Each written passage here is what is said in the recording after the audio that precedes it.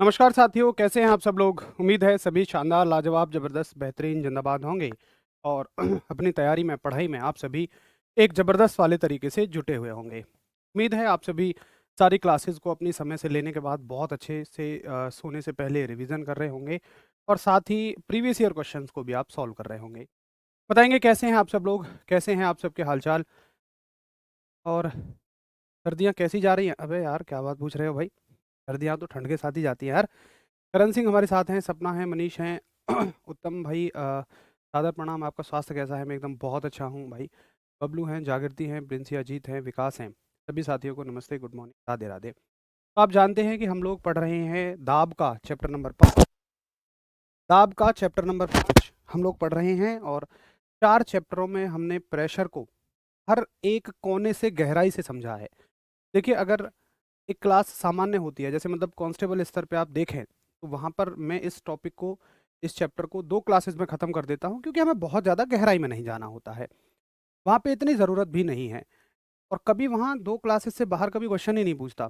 लेकिन अगर हम कहें कि हम रेलवे के लिए साइंस पढ़ रहे हैं, एनटीपीसी के लिए साइंस पढ़ रहे हैं, तो फिर हमें थोड़ा गहराई में जाना होता है और एक्स्ट्रा मुझे 2 क्लासेस में लगी ताकि हम हर चीज़ पर जा पाएँ। अब देखिए, आज जो हम करेंगे वो क्वेश्चंस करेंगे जो आपके पूछे गए हैं एएलपी, एनटीपीसी और ग्रुप डी में। तो ये आपका एएलपी का सवाल है, इस टॉपिक से करिए इसका सही जवाब। और जो सवाल एएलपी और ग्रुप डी में पूछे गए हैं वो एनटीपीसी के लिए भी उतने ही इम्पोर्टेंट हैं। बताइए। तो ये पूछा है कि किसी दिए गए माध्यम में किसी वस्तु के प्रणोद, दाब और क्षेत्र के बीच क्या संबंध है। देखिए, प्रणोद का मतलब है यहाँ पर बल, यानी कि फोर्स। फोर्स का नाम उसने प्रणोद कह दिया। और मुझे बताइए, फोर्स बराबर क्या हो जाएगा। फोर्स, प्रेशर और एरिया के बीच में क्या रिलेशन हो जाएगा। तो अब उन्होंने, देखो, पहली बात तो प्लस तो किसी में होता ही नहीं है, प्लस को तो आप हटा ही दो। अच्छा, अगर हम, जैसे हम कहते हैं कि P बराबर F बटे ए, आप यहाँ कहो P बराबर F की जगह T लिख लो, T बटे ए। मैंने आपको कहा था कि संकेत हमेशा फिक्स नहीं होते, पेपर में वो नाम देगा। तो उसने दिया ना कि भाई मैं बल को एफ टी कहता हूँ। अब देखिए, यहाँ से T बराबर कितना हो जाएगा। अगर T ये कहेगा ए से कि भैया अब ए हमें हमारी ज़िंदगी में अकेला छोड़ दो, तो कैसे छोड़ेगा ए अकेला इसको। ए यहाँ नीचे है तो यहाँ किस में जाएगा, ऊपर जाएगा। तो टी बराबर हो जाएगा पी गुणा ए। मैं फिर से समझाता हूँ, देखो कैसे सेपरेट करते हैं, बहुत सारे साथियों को शायद ना आता हो। हमें निकालना है टी का मान। अब यहाँ से हमें टी को फ्री करना है, तो टी को कैसे फ्री करोगे। ए नीचे है तो यहाँ किस में जाएगा, ऊपर जाएगा। जो चीज़ नीचे होती है वो ऊपर जाती है, ऊपर की चीज़ नीचे। प्लस की माइनस में, माइनस की प्लस में। तो यहाँ ए कहाँ चला जाएगा, ए यहाँ ऊपर चला जाएगा। हरीश भैया थोड़ा सा पानी पिलाओ। तो टी बराबर हो जाएगा आपका पी गुणा ए। तो करेक्ट आंसर ऑप्शन क्या हो जाएगा आपका, बी। बहुत बढ़िया। तो जैसे हम एफ बराबर पी गुणा ए लिखते हैं, वैसे ही यहाँ पर टी बराबर पी गुणा ए लिख दिया है। कोई दिक्कत नहीं है, वो बोल रहा है कि हाँ टी फोर्स को कह रहा है वो। ये सवाल सभी को क्लियर है, बताइए।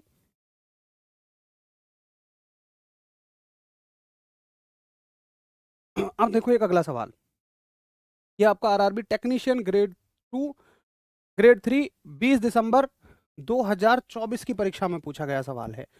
तो अब मैंने लेटेस्ट सवालों को भी लेना शुरू कर दिया है, जो अभी के सवाल पूछे गए हैं इसी साल, अभी जो टेक्नीशियन की परीक्षा हुई है। क्वेश्चन क्या पूछा गया है कि पानी की सतह पर लोहे की एक ठोस छड़ रखी जाती है।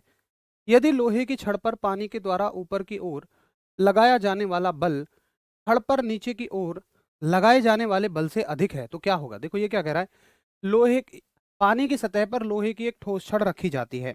मान लो ये है आपका पानी, बड़े ध्यान से समझना इस बात को। ये है आपका पानी और वो कहता है कि आप यहाँ एक लोहे की, मान लो ऐसी छड़ रख रहे हो, ये आपने यहाँ रखी। अब क्या होगा, देखो लोहे की छड़ का जो भार है वो नीचे आएगा, मतलब लोहे की छड़ कहाँ आना चाहेगी, नीचे। लेकिन इसके कारण, अपने वेट के कारण। लेकिन जो उत्प्लावन बल है, बायोंसी फोर्स है, पानी के द्वारा इस पर एक ऊपर की तरफ बल लगेगा। भाई न्यूटन साहब के हिसाब से विक्रिया प्रतिक्रिया, ये कौन सा बल है आपका, उत्प्लावन बल। उत्प्लावन बल। अब वो क्या कह रहा है कि यदि लोहे की छड़ पर पानी के द्वारा ऊपर की ओर लगाया जाने वाला बल छड़ पर नीचे की ओर लगाए जाने वाले बल से अधिक है, ये कह रहा है कि ये बल ज्यादा है। अब देखो, तुम ये ना सोचना कि भैया तुमने तो बताया था कील डूब जाएगी, उस बात को एक तरफ रख दो, फिलहाल वो जो कह रहा है उसकी बात मानो। ये कह रहा है कि भाई ये वाला फोर्स ज्यादा है और ये वाला कम है। तो जब ऊपर लगने वाला फोर्स ज्यादा है तो बताओ क्या छड़ डूबेगी? डूबेगी तो है ही नहीं। लोहे की छड़ नीचे की ओर आएगी? बिल्कुल नहीं। लोहे की छड़ पानी की सतह पर तैरती रहेगी। भाई ऐसा तो नहीं है कि पानी की सतह को छोड़ के ये हवा में कूद जाएगी, नहीं। अगर नीचे से लगने वाला फोर्स ज्यादा है तो बस सतह पर ये तैरती ही रहेगी। सर जी, मेरे एग्जाम में क्वेश्चन आया था, रितिका शर्मा इस बात को कंफर्म कर रही हैं। अब मुझे बताओ, ऐसा तो है नहीं कि मैंने इस एग्जाम के क्वेश्चंस को पहले देखकर आपको थ्योरी करवाई है। तो मैं यही कहता हूं कि आपने अगर थ्योरी कर ली है ना, तो इस एग्जाम के सारे क्वेश्चंस आप बहुत अच्छे से कर लेंगे। बोलो भाई, क्लियर है सभी को?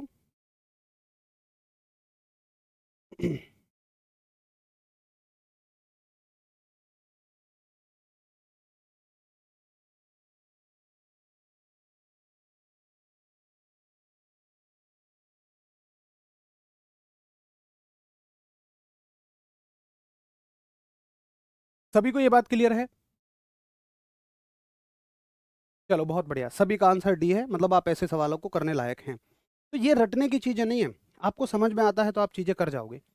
ये भी देखो, टेक्नीशियन ग्रेड 3 24 दिसंबर 2024 की परीक्षा का सवाल है, मतलब एक महीने पहले की, एक महीने से भी कम का है। कि किसी वस्तु द्वारा सतह पर लंबवत लगाए गए बल को क्या कहा जाता है? बताओ।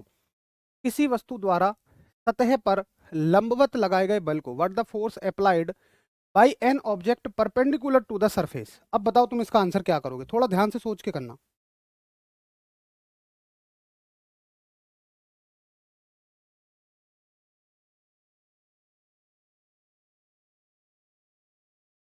भैया थोड़ा सा सोच के करना, थोड़ा सा सोच के।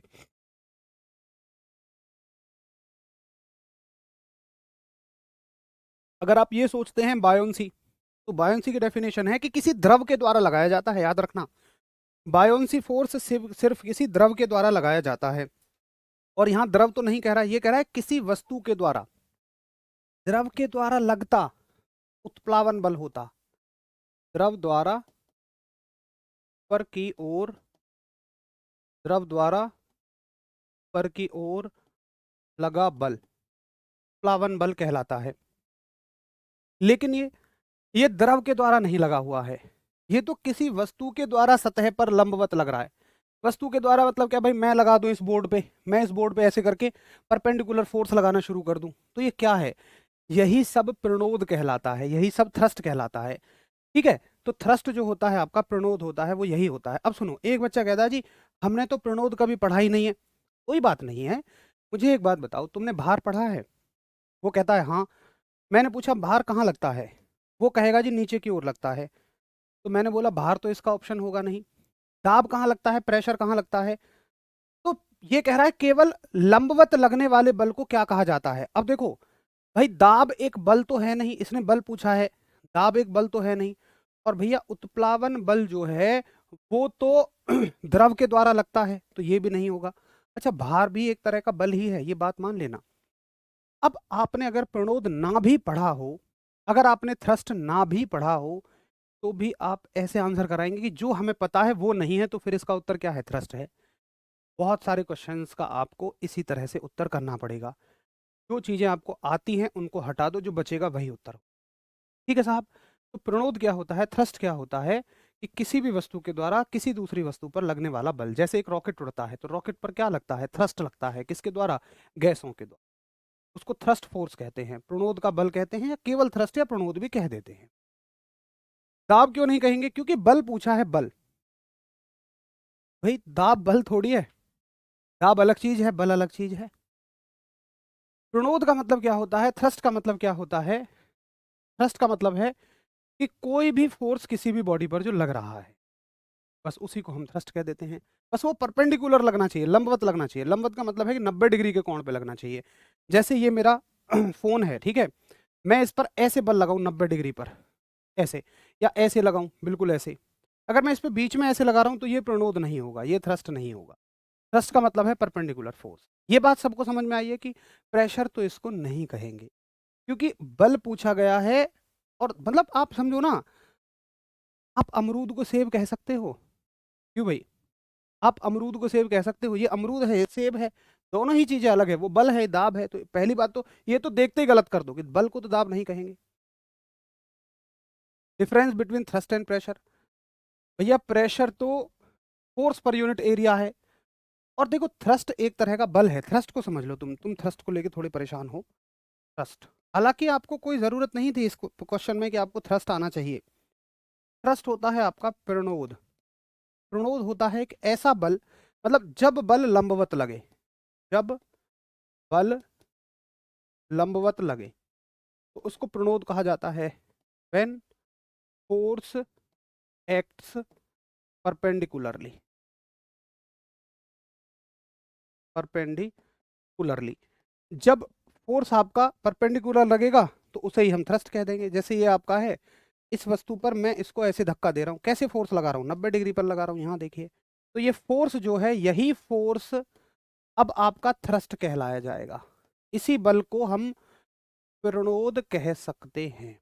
बस इतनी सी बात है। भाई दाब क्यों होता है, भार क्यों नहीं लेंगे, पहले दाब देखो। भाई दाब तो क्वाइट डिफरेंट चीज है। दाब तो बल बटे क्षेत्रफल है, समझ गए। दाब बल थोड़ी है, दाब दाब है, उसको बल थोड़ी ना कहेंगे। प्रेशर क्यों नहीं वेट क्यों नहीं लेंगे, क्योंकि वेट नीचे काम कर रहा है। इसने कंडीशन दी है कि लंबवत, किसी वस्तु द्वारा सतह पर लंबवत लगाए गए बल को क्या कहा जाता है। अब देखो लंबवत का मतलब तो कुछ भी हो सकता है ना भाई। लंबवत का मतलब ऐसे भी हो सकता है, ऐसे भी, ऐसे भी हो सकता है इस वस्तु पर। लंबवत का मतलब तो ऐसे भी हो सकता है। लेकिन भार जो होता है ना, वो लगता तो लंबवत ही है, बट हमेशा नीचे लगता है, हमेशा नीचे, समझे। और थ्रस्ट का मतलब तो ऐसे भी लग सकता है, ऐसे भी लग सकता है, ऐसे भी लग सकता है, कैसे भी लग सकता है, लेकिन भार हमेशा नीचे लगता है। ठीक है भैया, अब आपको समझ में आई बात।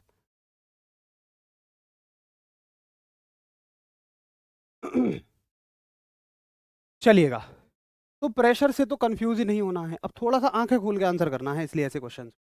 अब बताएंगे सभी को थ्रस्ट क्लियर है कि हाँ जी भैया, थ्रस्ट और प्रेशर में क्या अंतर है। अगर हाँ तो अगला क्वेश्चन करिए। आरआरबी टेक्नीशियन ग्रेड 3, 24 दिसंबर 2024, शिफ्ट 1 में आया हुआ सवाल है।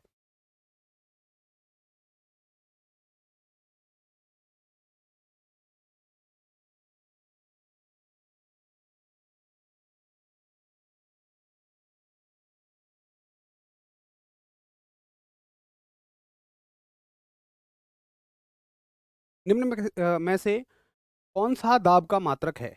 Which of the following unit of pressure, pressure की यूनिट कौन सी है।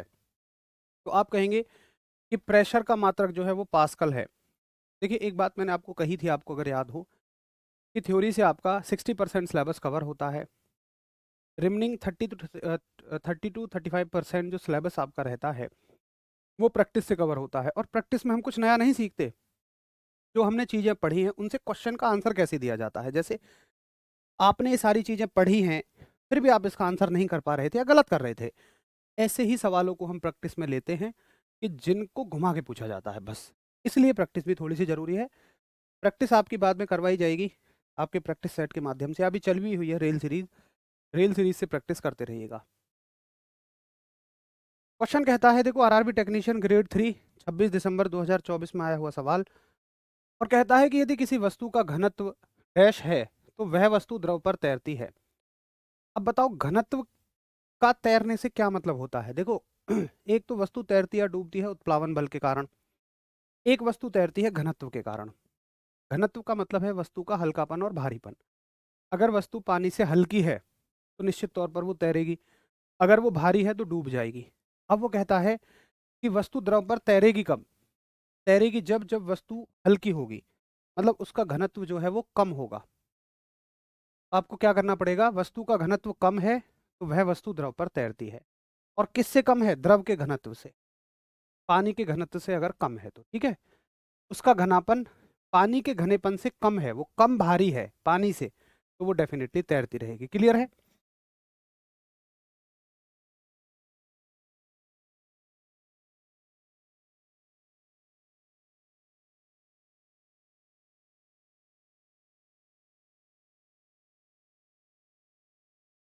चलो बहुत बढ़िया, तो ये तो बिल्कुल सिंपल सा सवाल था। अगला क्वेश्चन करिए ये।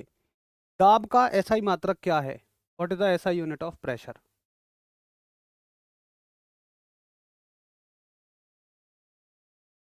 What is the SI unit of pressure? SI मात्रक क्या है दाब का? तो आप शायद इस सवाल को अगर टेक्नीशियन का पेपर देते तो बड़े आराम से कर देते, क्योंकि आपने पढ़ा है कि दाब का जो मात्रक है, देखो सूत्र से जो बनता है न्यूटन पर मीटर स्क्वायर, ठीक है। और न्यूटन पर मीटर स्क्वायर को ही हम क्या कहते हैं? न्यूटन मीटर की पावर -2, ऐसे भी कह सकते हैं। ये हो जाएगा आपका न्यूटन मीटर की पावर -2। हालांकि देखो, अगर मैं बिल्कुल परफेक्टनेस पे जाऊं तो ऐसा यूनिट जो होती है वो पास्कल होती है। अगर आप बिल्कुल परफेक्ट होकर देखो तो ऐसा यूनिट पास्कल होती है, बट ये तो फॉर्मूले से निकलता है ना, न्यूटन पर मीटर स्क्वायर। बट कोई बात नहीं, अगर उसने यही ऑप्शन में दिए हैं तो फिर यही हमारा ऑप्शन होगा, न्यूटन मीटर की पावर -2। अगला सवाल देखिए कि एएलपी स्टेज 1 25 नवंबर 2024, ये एएलपी की परीक्षा में आया हुआ सवाल है कि जब एक खाली बोतल को वायुरुद्ध तरीके से बंद किया जाता है, एयर टाइट का मतलब है कि उसमें एयर नहीं जानी चाहिए, बंद होने के बाद उसमें हवा नहीं जानी चाहिए और पानी के अंदर धकेला जाता है, तो छोड़े जाने पर वह वापस उछल जाती है। आपको पता है कि जब आप एक बोतल को नीचे रखते हैं और फिर जब उसको छोड़ते हैं तो एकदम वो ऊपर आ जाती है। क्यों आ जाती है? बोतल पर लगने वाला गुरुत्वाकर्षण बल पानी के उत्प्लावन बल से अधिक होता है। बस सिंपल सी बात है यार, अगर वो ऊपर आ जा रही है तो उत्प्लावन बल ही ज़्यादा है। नीचे किसके कारण जा रही है? भार के कारण। भार कम पड़ गया, उत्प्लावन बल ज़्यादा हो गया, ऊपर आ गई। तो कह रहा है कि पानी बोतल पर लगने वाला गुरुत्वाकर्षण बल, गुरुत्वाकर्षण बल का मतलब है भार, वेट। वेट जो है वो उत्प्लावन बल से अधिक होता है? नहीं। पानी खाली बोतल पर बल नहीं लगाता, बेकार की बात है। बोतल पर लगने वाला गुरुत्वाकर्षण बल पानी के उत्प्लावन बल के बराबर होता है? गलत बात है। बोतल पर पानी का उत्प्लावन बल बोतल पर लगने वाले गुरुत्वाकर्षण बल से अधिक होता है, बिल्कुल। बोतल पर जो बायंसी फोर्स लगता है वो ज्यादा होगा, तभी तो ऊपर की तरफ आ रही है। बायंसी फोर्स ज्यादा होने पर ही कोई भी बॉडी ऊपर आएगी। देखो, अगर बराबर होगा, आप सोच रहे हो बराबर, बराबर का मतलब होगा कि जैसे आपने बोतल को किसी गहराई तक धकेल दिया, ठीक है। अब समझना मेरी बात को, आप यहाँ ये पानी है, बराबर कब होगा? जब आपने किसी बोतल को यहाँ तक मान लो धकेल दिया, ऐसे ऐसे करके, ये आपकी बोतल है और आपने इसको ऐसे ऐसे करके ढकेल दिया। बराबर तब होगा जब ये बोतल यहीं के यहीं रुक जाए, बस। यानी कि नीचे लगने वाला फोर्स और ऊपर लगने वाला फोर्स दोनों बराबर है, तो यहीं के यहीं रुक जाएगी ये। अगर ये डूब रही है तो ये फोर्स ज्यादा है, अगर ये ऊपर जा रही है तो ये फोर्स ज्यादा है। अगर यहीं के यहीं रुक जाए तो दोनों फोर्स बराबर हैं, ठीक है। तो उम्मीद है आप इस क्वेश्चन को समझ गए होंगे। एनटीपीसी 30 मार्च 2016 का सवाल है और कहता है कि ब्लॉटिंग पेपर स्याही कैसे सोखता है? How does blotting paper absorb ink? तो कौन सी क्रिया से ब्लॉटिंग पेपर स्याही सोखता है?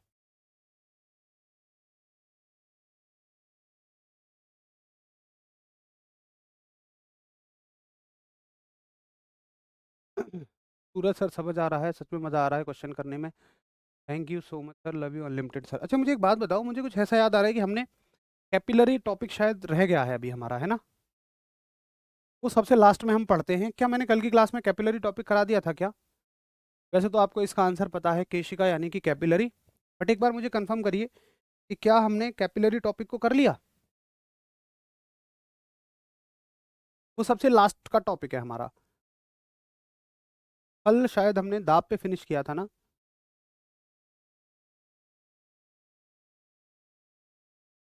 ऑप्शन में दोनों रहेगा। और तो अरे, ऑप्शन में कभी ऐसे दो चीज सेम कैसे आ जाएंगी? सेम रहेगा तो सवाल गलत है। अच्छा, नहीं हुआ है तो कोई नहीं, कोई नहीं, 5 मिनट का टॉपिक है, पहले कैपिलरी टॉपिक को खत्म कर लो, है ना? कोई इशू नहीं है। आपने क्वेश्चन भी नोट कर लिए हैं, उसके साथ ही नोट कर लो, कोई दिक्कत नहीं है। देखो, कैपिलरी यानी कि आप लिखो कैपिलैरिटी, कैपिलैरिटी यानी कि केशिकात्व। 5 मिनट का टॉपिक है, केशिकात्व। देखिए, केशिकात्व क्या होता है, कैपिलरी क्या होता है एक्शन, कि आपने देखा होगा अगर आप पानी से भरे हुए बर्तन में, जैसे मान लीजिए ये आपकी एक बाल्टी है और इस बाल्टी में अगर आप टावल को, यानी कि जो तौलिया है, तो मान लो यहाँ हमने एक तौलिया लटकाई ऐसे, और इसका केवल एक सिरा हमने ऐसे लटकाया, इस तौलिया का हमने एक सिरा पानी में डुबो दिया, ठीक है, ऊपर ऊपर ही रह गई, इसको ऊपर तो ले जाओ, ठीक है। मान लो ये एक सिरा पानी में थोड़ा सा इस टावल का डूब गया, ये पानी यहाँ भरा हुआ है। अब मुझे एक बात बताओ, यह टावल यानी कि जो आपकी तौलिया है वो इतनी ही गीली होगी जितना उसमें, जितना उसका हिस्सा पानी में डूबा हुआ है, या फिर वो ज़्यादा गीली हो जाएगी? या आप कहते हो कि नहीं भैया ये यहाँ तक भी गीली हो जाती है, यहाँ तक भी, यहाँ तक भी ये हल्की हल्की गीली हो जाती है? अगर हाँ तो बताइए, नहीं है तो बताइए। दूसरा, आपने देखा होगा कि जो मोमबत्ती है, मोमबत्ती, इसमें ये जो मोमबत्ती है आपकी, एक सेकंड, ये जो मोमबत्ती है इसमें मोम ऊपर कैसे चढ़ जाता है? क्यों भैया ऊपर चढ़ने में क्या दिक्कत है? यार एक बात बताओ कि मान के चलो आपको अपने घर की चौथी मंजिल पे पानी चढ़ाना है, क्या आप ऐसा करते हो कि नीचे एक टैंकर रख दिया या एक बड़ा सा बर्तन रख दिया, एक पाइप लाए उसमें पाइप रख दी, अपने आप पानी ऊपर चला जाएगा? क्या ऐसा हो सकता है कि अपने आप ही पानी ऊपर चढ़ जाए, चौथी मंजिल तक, आपके घर की छत तक चढ़ जाए? ऐसा नहीं होता है।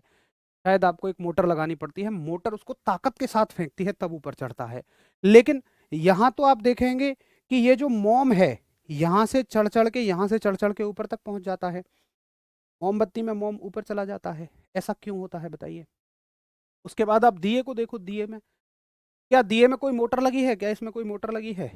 आप जरा देखें, इसमें आपकी केवल एक बत्ती रहती है, और चाहे वो घी का दिया हो या तेल का दिया हो, तेल या घी अपने आप ऐसे ऊपर चढ़ जाता है। अच्छा, तौलिया भी आप कह रहे हो जी ऊपर तक भीग जाएगी, ऊपर तक भीग जाएगी, इसका मतलब है कि पानी अपने आप ऊपर चढ़ा है, यहाँ कोई मोटर तो लगी नहीं है। तो आखिर ऐसा क्यों होता है? देखिए होता क्या है कि इन सभी एग्जाम्पल्स में आप एक बात देखो, इनमें एक चीज है, वो है तौलिया में बारीक बारीक धागे हैं, मोमबत्ती के धागे में भी बारीक बारीक धागे हैं, मोटे धागे में, और दिए के धागे में भी, या दिए की जो रुई है वो भी तो बारीक बारीक रेशों से मिलकर बनी है, रोई से मिलकर बनी है। ये बहुत पतले हैं और ये एक पतली नली की तरह काम करते हैं, एक बहुत छोटी ट्यूब की तरह काम करते हैं। देखो, नली और पाइप यानी ट्यूब और पाइप में फ़र्क क्या है? अगर वो बड़ी है तो उसको पाइप कहेंगे, छोटी है तो ट्यूब कहेंगे बस। जैसे आप ऐसे नहीं कहते हो कि टूथपेस्ट की पाइप लिया, नहीं, आप कहते हो टूथपेस्ट की ट्यूब लिया, क्योंकि वो छोटी है। तो छोटे को हम कहते हैं ट्यूब, बड़े को हम कहते हैं पाइप। तो इनमें क्या होती हैं? पतली पतली नलियां। और वो कितनी होती हैं? वो होती हैं आपके बाल के बराबर जितनी पतली, एक बाल की जितनी मोटाई होती है इतनी पतली। अब इतनी किसी भी पतली नली में कोई भी द्रव या तो अपने आप ऊपर चढ़ेगा, और हम दैनिक जीवन में ऊपर चढ़ने के उदाहरण देखते हैं, द्रव नीचे गिरता भी है अपने आप ही। यानी कि ये तो देखो, ये तो आपका तेल या घी हो गया, मोम हो गया, पानी हो गया। अगर इसको तुम पारे में डुबोगे, अगर तुम इतनी पतली किसी नली को मरकरी में डुबोगे, जैसे ये आपका मरकरी है, एक सेकेंड, ये आपका मरकरी है, ठीक है, ये अगर ये पारा है, मरकरी है, तो इसमें अगर आप केश नली को डुबोते हो, एक बारीक नली को आप डुबोते हो, तो पता है इसमें क्या होगा? इसमें लिक्विड का लेवल जो है, जैसे अगर आप इसमें डुबोगे तो भाई इसमें चढ़ के यहाँ तक तो आ ही जाना चाहिए था, लेकिन वो यहाँ तक नहीं आता है, वो थोड़ा सा नीचे हो जाएगा। इसमें क्या होगा? थोड़ा थोड़ा सा नीचे, मतलब पता चला पारा इसमें यहाँ तक है बस, बाकी हर जगह पारा है, लेकिन इस नली में पारा नीचे गिर गया है। तो भारी धातुएं, भारी जो द्रव होते हैं वो नीचे गिरते हैं और हल्के द्रव ऊपर चढ़ जाते हैं। अगर आप बहुत पतली नली लेते हैं, कितनी पतली? आपके केश के बराबर मोटी नली, इस नली को हम कहते हैं केश नली, और इसी घटना को हम कहते हैं केशिकात्व। ठीक है, चलो, तो आप लिखेंगे कि पहले पढ़ो केश नली। यार तुमने दिया बहुत अच्छा बनाया है, अब भाई मुझे नहीं पता तुम मौज ले रहे हो क्या ले रहे हो, मुझे तो कुछ इसमें अच्छा नहीं लग रहा है, ऐसे लग रहा है जैसे मच्छर गिर गए हों।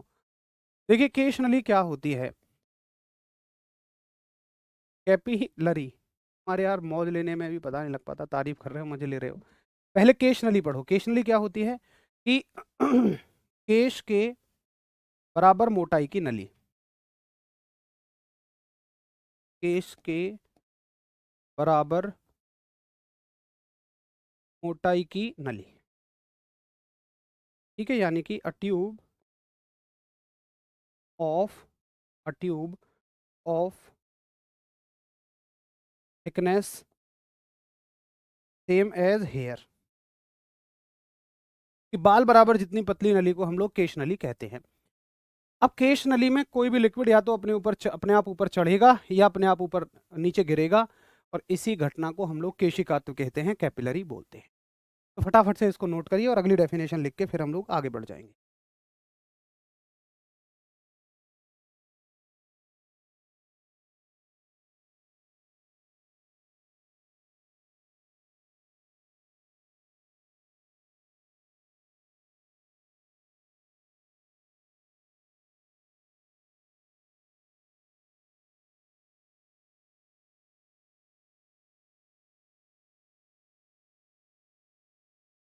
चलो, तो अब आप लिखेंगे कि केश नली में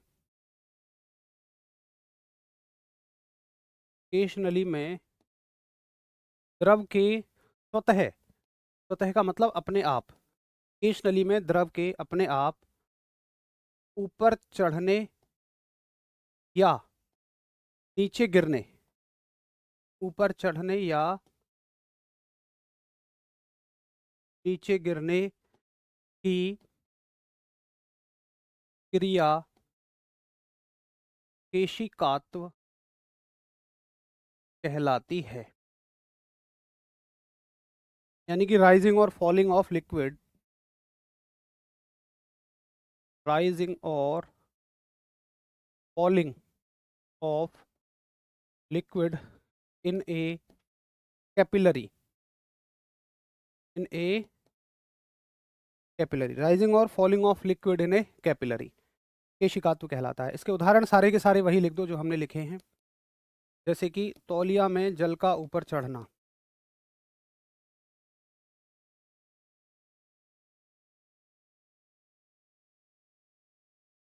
यानी कि rising of water, rising of water in, rising of water in an in A towel. ठीक, दूसरा उदाहरण लिख दो, मोमबत्ती में मोम और दिए में तेल, दिए में तेल का ऊपर उठना, मोमबत्ती में मोम और दिए में तेल का ऊपर उठना, यानी कि rising of wax in candle oblique oil in lamp. अगला उदाहरण, ब्लॉटिंग पेपर द्वारा स्याही का सोखा जाना। देखिए ब्लॉटिंग पेपर क्या होता है, पहले मैं आपको वो दिखाऊं। Absorbing ink by blotting paper,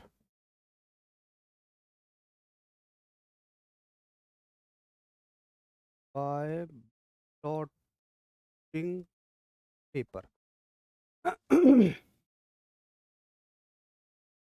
देखो,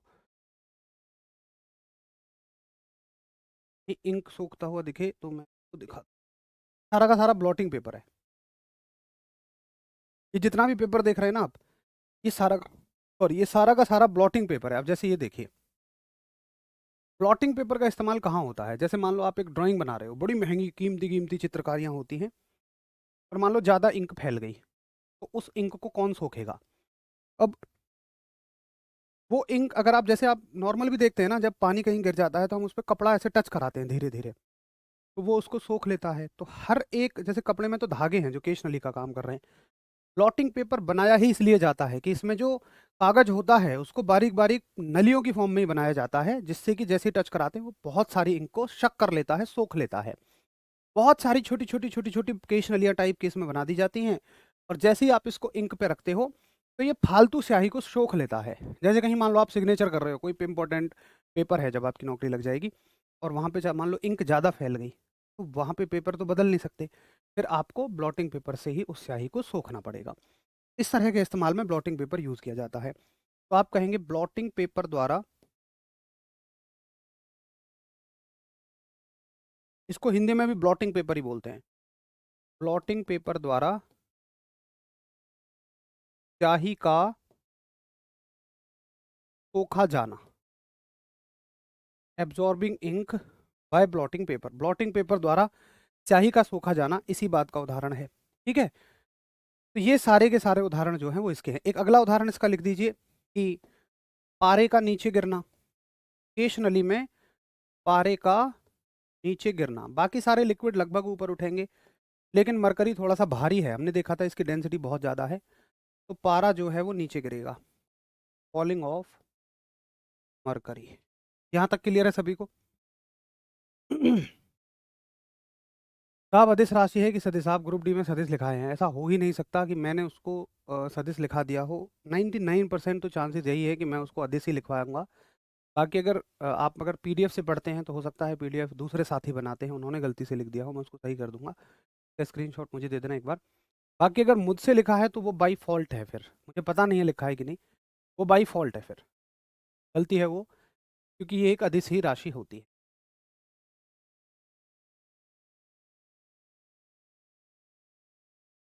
बस ध्यान कहीं इधर उधर होगा तो शायद लिख गया हो, ना तो ये कोई इतना कॉम्प्लिकेटेड बात नहीं है कि इसमें भी गलती होगी।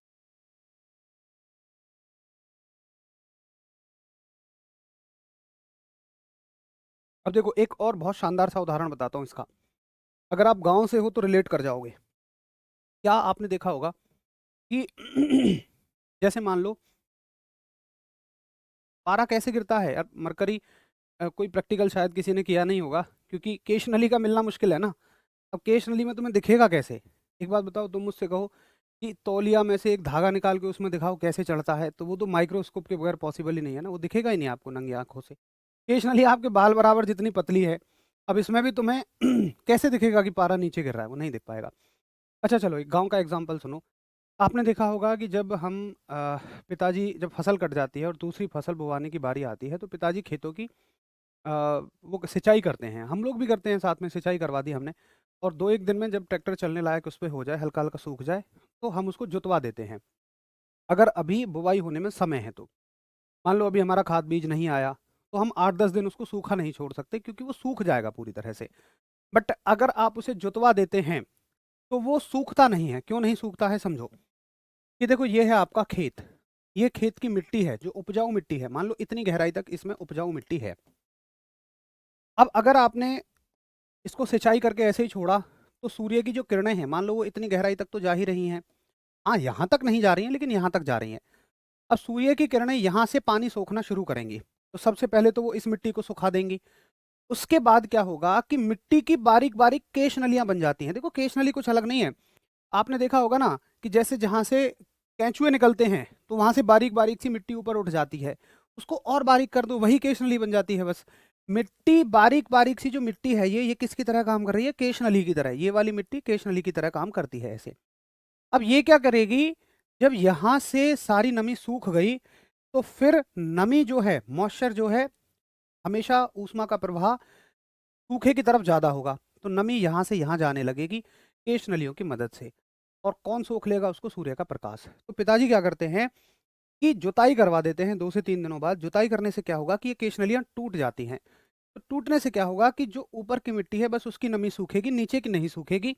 आप मिट्टी को नीचे से खोदते हैं तो वो हमें सूखी हुई मिलती, गीली मिलती है, हल्की। क्यों? क्योंकि केश नलियाँ टूट चुकी होती हैं। और जो बुवाई होती है, बीज जो होता है वो तो नीचे ही बोया जाता है, यहीं बोया जाता है, ताकि उसको पनपने के लिए आपका मॉइस्चर पड़ जाए, मॉइस्चर मिल जाए, यानी कि नमी उसको मिल जाए। तो प्रश्न आता है कि सिंचाई के पश्चात किसान खेतों को जुतवा देते हैं। ये भी किसका उदाहरण है? ये भी केशी कात्तो का उदाहरण है। आपसे इतनी गहरी बात नहीं पूछेगा, आपसे तो बस ये पूछेगा कि सिंचाई के बाद किसान खेतों को जुतवा देते हैं, किस घटना का उदाहरण है? भैया ये केशी कात्तो का है। सिंचाई के बाद किसान खेत जुतवा देते हैं,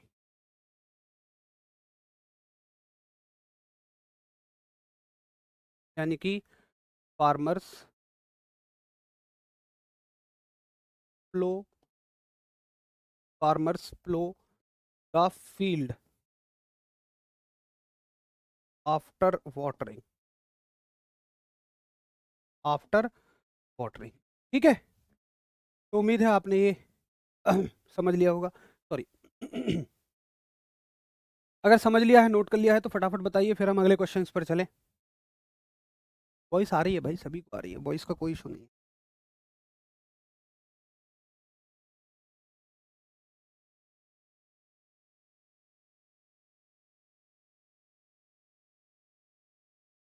चलो, नोटेड हो गया। ये सवाल अब आपने कर लिया कि ब्लॉटिंग पेपर स्याही कैसे सोखता है, तो केशिका क्रिया के द्वारा ब्लॉटिंग पेपर स्याही सोखता है, और ये हो गई आपकी पूरी केशिका क्रिया। अब इसका अगला सवाल करिए। मिट्टी का तेल लालटेन बत्ती में इनके किस गुण के कारण ऊपर उठता है? एनटीपीसी 11 जनवरी 2021 की परीक्षा का आया हुआ सवाल है। तो बताएंगे कि मिट्टी का तेल लालटेन बत्ती में के किस गुण के कारण ऊपर उठ जाता है, तो आप कहेंगे कि भैया जी ये केशिकात्व के कारण होता है, ये कैपिलरी एक्शन के कारण होता है, केशिकात्व के कारण होता है। अगला सवाल देखिए। एक द्रव की बूंद संयोजित होती है क्योंकि इसके कणों का आकर्षण इसके संभव क्षेत्रफल न्यूनतम करता है। इस परिघटना को क्या कहा जाता है? वो कह रहा है कि एक बूंद जो है वो इकट्ठी होती है, या यूं कहिए गोलाकार रूप लेती है। ये किस घटना का उदाहरण है? तो शायद हमने ये पढ़ा है, बताएंगे आप सभी, आपको याद हो तो।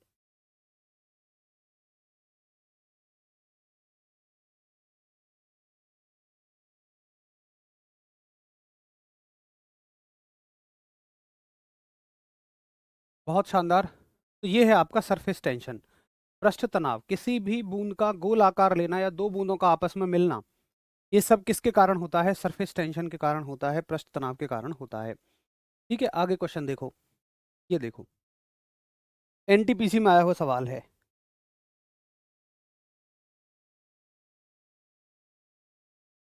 तो कहता है कि ऊपर ये है, द्रव में पूर्णतः आंशिक रूप से डूबे हुए इसी पिंड पर ऊपर की ओर लगने वाले उत्प्लावन बल पिंड द्वारा विस्थापित भार के बराबर होता है। ये कथन किसने दिया है? तो सिर्फ ये पूछा है कि ये कथन किसने दिया है।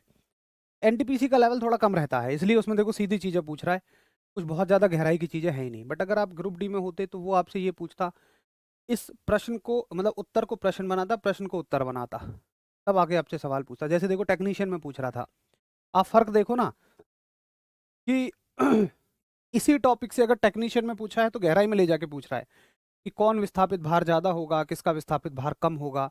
लेकिन अगर एनटीपीसी में पूछ रहा है तो उत्तर का प्रश्न बना दे रहा है, प्रश्न का उत्तर बना दे रहा है। ये मैं कहता हूँ ना, हमेशा एनटीपीसी में थोड़ा सा कम ही लेवल आपका रखा जाता है।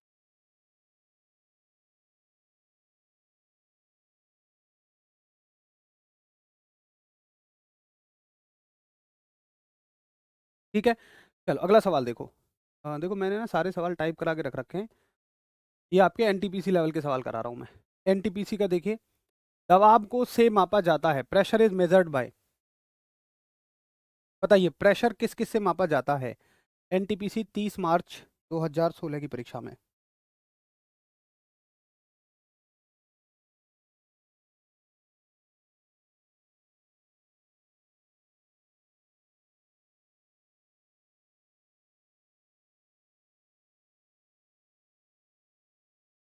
दबाव को किससे मापा जाता है? Pressure is measured by.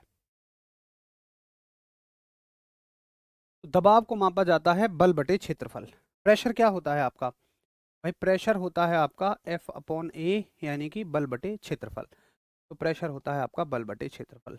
अभी तक आप देख पा रहे होंगे कि कोई भी क्वेश्चन ऐसे नहीं है जो शायद हमारी पहुंच से बाहर हों, जितना हमने पढ़ा है उससे बाहर हों, और मैं वादा करता हूं कि वो होंगे भी नहीं। अगर आप अच्छे से थ्योरी क्लियर कर जाएं तो कोई भी क्वेश्चन आपकी पकड़ से बाहर नहीं रहेंगे।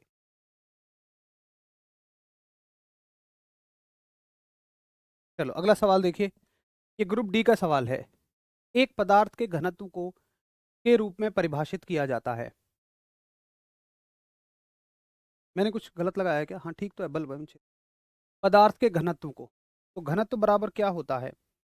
अगर आपको सीधा फॉर्मूला भी याद है कि घनत्व बराबर होता है भैया द्रव्यमान बटे आयतन, यानी कि डेंसिटी इक्वल्स टू होता है, डेंसिटी इक्वल्स टू होता है आपका mass upon volume. Density equals to mass upon volume, तो घनत्व क्या हो जाएगा आपका? द्रव्यमान बटे आयतन। तो द्रव्यमान प्रति इकाई आयतन, ये ठीक है, करेक्ट आंसर है, मास पर यूनिट वॉल्यूम। अगर आपको अपना भी याद है ना, उसने चाहे जैसी लैंग्वेज दी है, आप बना ले जाओगे क्वेश्चन।